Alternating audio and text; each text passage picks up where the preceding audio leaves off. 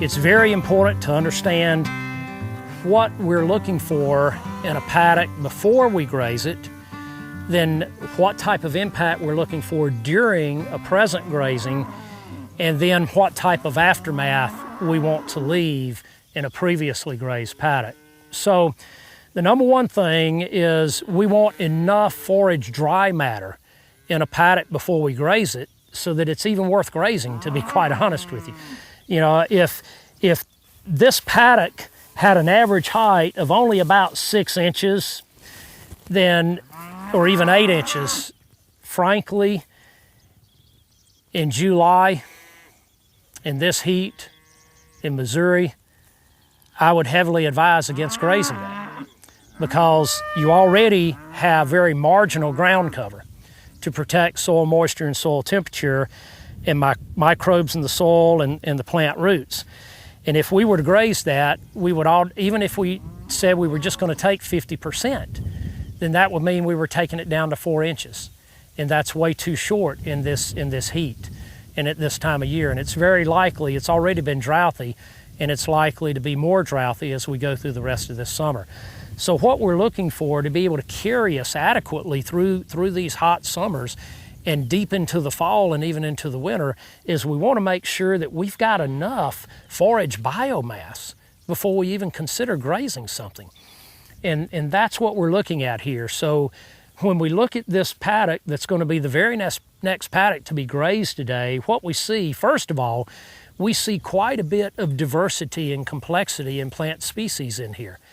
Again, I see multiple stories. That's what I'm looking for. I want grasses that are tall grasses, intermediate, and then low-growing stories.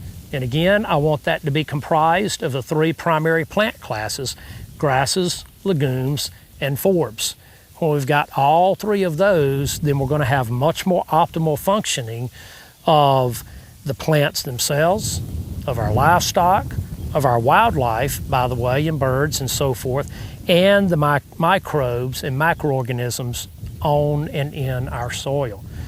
So all of this, we have trained ourselves to think that our pastures should be these nice, tightly manicured monocultures. But this is what a highly productive pasture really looks like.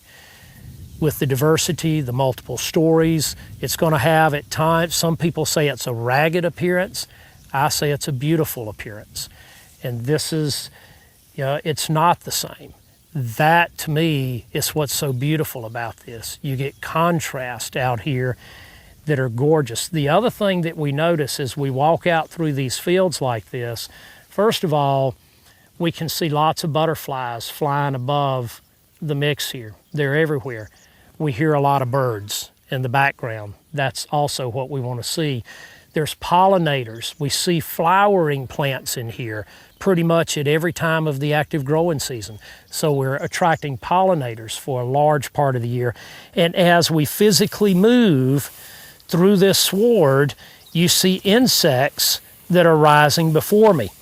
And that's exactly what I want to see. The more insects that we see in here, then the more biologically active this pasture is. And if we're getting a lot of insects, then we should be seeing a lot of predators such as spiders. So in the early morning dew, and we see a lot of pollinators here, a lot of bees flying around here. We want to see a lot of spiders in the mix as well. Spiders are indicative that we have a high level of insect activity returning, and they've got their prey here waiting for them. So spiders are a very good indicator species that we're starting to get a lot of biological activity returned to our pastures. So again, this would be a very, very good example of an ungrazed sward, a sward that is now ready for grazing because we have density to this sward, we have height to this sward, we have multiple stories, we have grasses, legumes, and forbs present, and we have plant species in here that are at the mid-stage or slightly beyond maturity. Now that's critical as well, because what we have found is that our livestock perform best when they're eating forages that are right around mid-stage maturity rather than highly vegetative. Highly vegetative forages have far too much protein relative to carbohydrates or energy in the diet. And your livestock are going to have digestive issues with that, as evidenced by the fact that the manure is very loose and runny. They actually have an off-putting aroma to them because they're producing excess uric acid, trying to excrete that excess nitrogen and ammonia due to the excess protein. So many people will say this is too mature for grazing and for optimal cattle performance. Now, we just looked at the cattle and we saw that they're in outstanding body condition, and yet this is what they're eating every day. This is also, we do a lot of grass finishing and produce USDA choice and prime grass-fed beef.